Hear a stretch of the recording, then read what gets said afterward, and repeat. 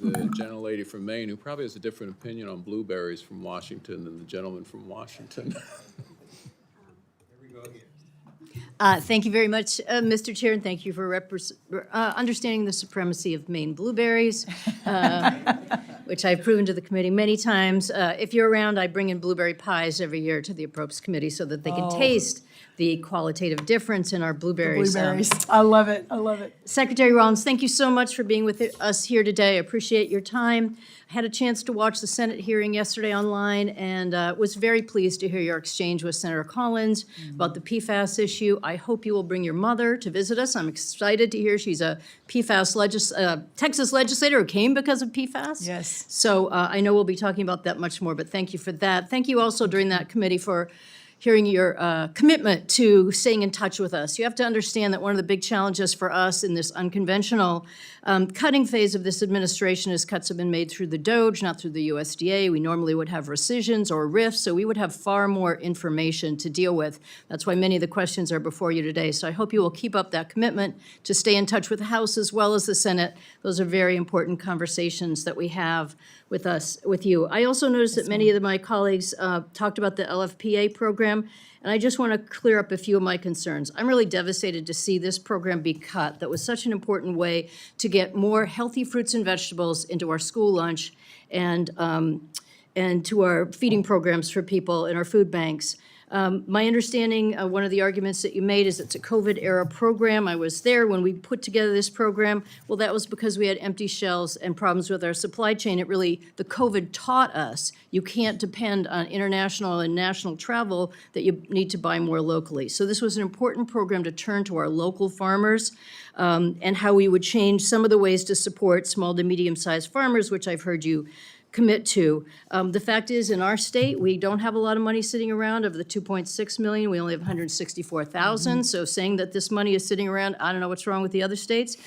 For some of them, I think it's the reimbursement process. It takes many months to get the invoices out there. Also, it takes while to develop these relationships with farmers. But now that they have them, we're going to lose them when you cut down this program. It's CCC funding. I know that's often controversial, but I am worried that you're taking back the CCC money because there's only less than $5 billion in there, and last time Trump had to pay out $29 billion, President Trump did, on the tariffs. So those tariffs are costly, and I don't want to see this money just going to pay off bad tariffs. I'm excited to hear you got some good information coming on that, but I want to clear up any misconceptions there. Farmers are mad that their contracts were cut. We had our first tractor rally in the state capitol in Maine, and farmers were showing up because they weren't getting their REAP grants, they weren't getting their EQIP grants, but they were mad about those broken contracts, and our state is worried about losing those relationships. So just want to clear that up. Also with the RCPP program, I know you're working to get that money out, and I heard you say to Jean Shaheen yesterday you're going to check on one of her programs. I got $15.5 million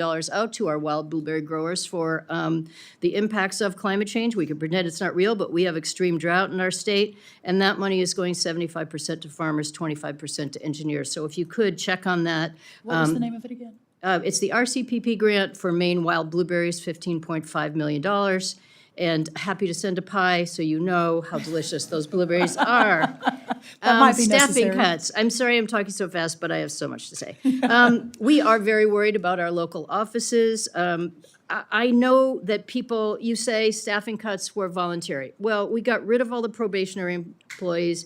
Then we were told there was going to be administrative review. Some of them would come back, some of them didn't. Let's face it, a lot of people were out of work. They weren't sure what was going to happen, and they took the deferred resignation. And we lost, I think, 4 engineers in that process because we paid no attention to what their job was in the first round of those layoffs.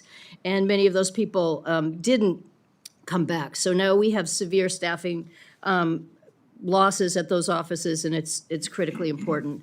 I am going to run out of time, but I just want to say most of this has been about the challenges we're already facing. Normally, this would be a hearing about the budget, about the skinny budget, which isn't enough, but what the problems are that we see going on in the future. And I just want to say one of the real concerns for me is that you've eliminated so much in rural development on housing, single-family direct housing loans, self-help housing grants, housing vouchers, rural business programs, which aren't housing but could have a ripple effect. I'm just saying, those are severe cuts. Now, you say they're duplicative, too small, but I think those are going to have a huge impact, especially if this administration cuts HUD. I also just want to quickly say, you have committed to saying that you believe in buying from local farmers, that enhancing our local economy, healthy fruits and vegetables is a big part of MAHA. So if you go ahead with these MAHA boxes, which are also in the plan, I want to know if you'll commit to making sure that we buy locally, that we put fresh and healthy food in there. You said our food banks don't give people healthy food. That's in the justification of that. But the fact is, you're taking away the program that allowed them to give fresh, healthy food.